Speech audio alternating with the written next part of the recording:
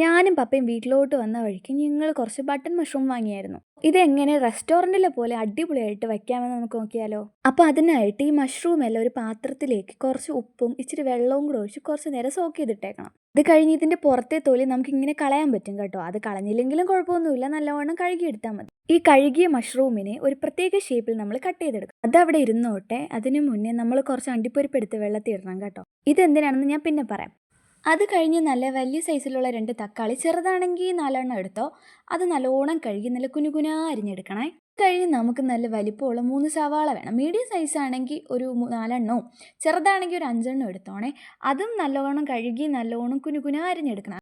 നമ്മുടെ ചട്ടി എടുത്ത് അടുപ്പിൽ വെച്ച് അതിൽ 2 ടേബിൾ സ്പൂൺ എണ്ണ, പിന്നെ ഒരു 2 ടേബിൾ സ്പൂൺ ഗീ, അതായത് നെയ്യ്. ഇനി ഇത് ചൂടായി വരുമ്പോൾ ഇതിലേക്ക് ഒരു 2 ഏലക്ക, പിന്നെ നമ്മുടെ ബിരിയാണിയിലൊക്കെ ഇടുന്ന ഇല, കുറച്ച് പട്ടയും കുറച്ച് ജീരകവും പിന്നെ കുറച്ച് ഗ്രാമ്പും കൂടി ഇടുന്നുണ്ട്. ഇതും കൂടി ഇട്ട് നല്ലോണം വഴട്ടിയെടുക്കണം.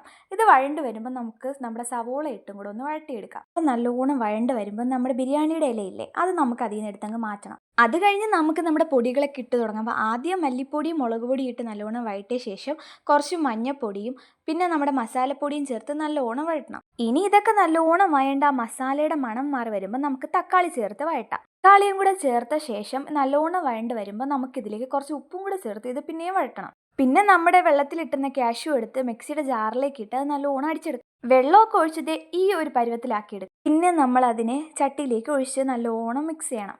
അത് മിക്സായി ഒരു പരുവാകുമ്പോൾ നമ്മുടെ മഷ്റൂം ഇതിലേക്ക് ചേർത്ത് കൊടുക്കണം. അപ്പോൾ മഷ്റൂമും കൂടി ഇട്ട് നല്ലോണം മിക്സാക്കി നമുക്കിത് കുറച്ച് നേരം അടച്ച് വെക്കണം. ലോ ഫ്ലെയിമിലിട്ട് ഇടയ്ക്കിടയ്ക്ക് വന്ന് ഇതൊന്ന് കലക്കി കൊടുക്കണേ. ഇതൊരു ക്രീമി ടെക്സ്ചർ ആയിക്കഴിഞ്ഞാൽ നമുക്കിത് സെർവ് ചെയ്യാം. ആ ചൂടോടെ തന്നെ ഞാൻ പാത്രത്തിലേക്ക് ആക്കുന്നുണ്ട്. പിന്നെ അമ്മ ചപ്പാത്തിയും കൂടി ചുട്ടെടുത്തായിരുന്നു. ഇതിന് എന്ത് പേരിടണമെന്ന് എനിക്കറിയില്ല. അപ്പം ഞാൻ അതെന്തായാലും നിങ്ങൾക്ക് വിട്ടു തന്നിരിക്കുകയാണ്. നിങ്ങൾക്ക് ഇഷ്ടമുള്ളൊരു പേര് നിങ്ങൾക്ക് ഇതിനിടാം. നല്ലൊരു കറിയാണ്. ചപ്പാത്തിയുടെ കൂടെയും ചോറിൻ്റെ കൂടെയൊക്കെ നമുക്ക് കഴിക്കാൻ പറ്റിയൊരു കറി തന്നെയാണ്. അപ്പം ഞാൻ എല്ലാവർക്കും കൊടുത്തു.